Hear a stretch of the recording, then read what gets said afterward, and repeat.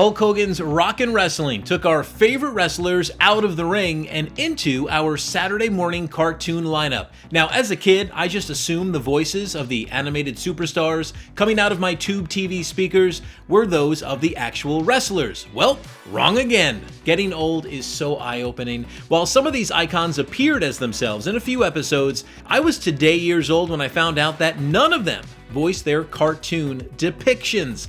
Hey friends, I'm Jimmy Gaddis. Welcome back to Nostalgic. While this recent revelation was somewhat disappointing, finding out who voiced Hulk Hogan and Junkyard Dog, among some others, made it all worthwhile. If you're a fan of Everybody Loves Raymond, The Fresh Prince of Bel-Air, or Teenage Mutant Ninja Turtles, I think you'll be pretty stoked too.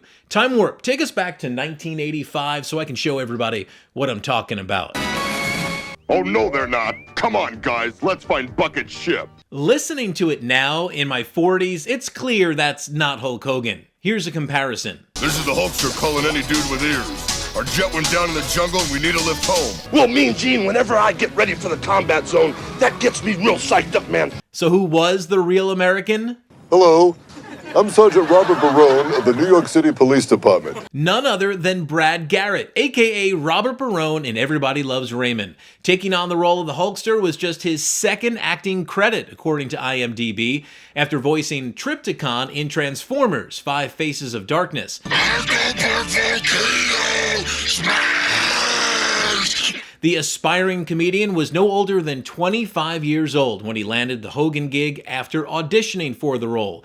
As he told WWE Classics in March of 2024, "I started doing voiceovers in 1982. I was known for my deeper pipes and someone heard me doing a Hulk impression during an audition." Garrett never met Hogan and to this day has no idea what the Hulkster thought of his portrayal of him. Garrett would record the episodes in Burbank, California alongside another eventual sitcom star, the late James Avery, who voiced the Junkyard Dog, and damn did he nail it. Superfly will keep tabs on it. Right now, we gotta get you out of range of those bozos.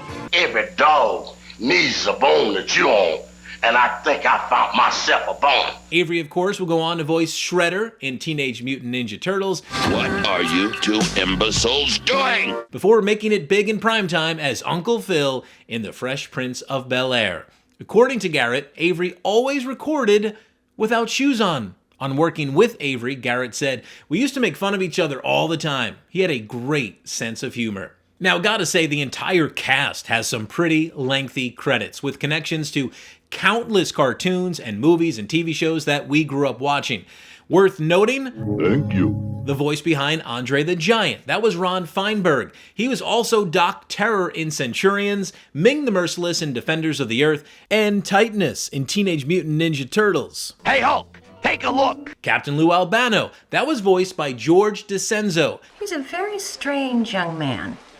He's an idiot. Marty McFly's grandfather in Back to the Future. And you know, John Blackstar in Filmation's Blackstar, and Hordak in She-Ra. And if perchance you grew up watching Dark Shadows like I did because mom was a rabid fan, he also served as an associate producer on that show. Finishing this mutagen is more important. Want one more? How about the guy who voiced Krang, Casey Jones, and Baxter Stockman in Teenage Mutant Ninja Turtles? That would be Patrick Fraley, who was Hillbilly Jim in Rockin' Wrestling. I cleaned her pretty, didn't I, Hulk? He's also well known for being Brave Star and Denver the Last Dinosaur. Remember that one? Talk about a memory unlocked. Roddy Piper was voiced by Charlie Adler, who was Ed Bighead in Rocko's Modern Life, Buster Bunny in Tiny Toon Adventures, and he was Natural Smurflane. Inside, you will learn how Biff Tannen became one of the richest and most powerful men in America. Remember the narrator of the Biff Tannen Museum in Back to the Future 2?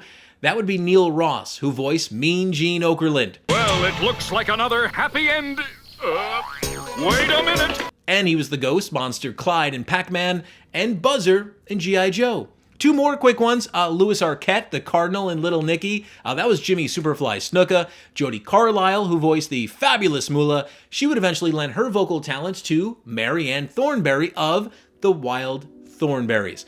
Some pretty wild and epic talent right there. So, did you think the actual wrestlers voiced their characters? And if not, did you know about the people who brought them to life? Who do you think did it best? Let me know in the comments. And be sure to body slam that like button and subscribe for more 80s and 90s nostalgia. I'm Jimmy Gaddis. Stay tuned to see what else I'm just finding out about next week. Thanks so much for watching. I'll see you then.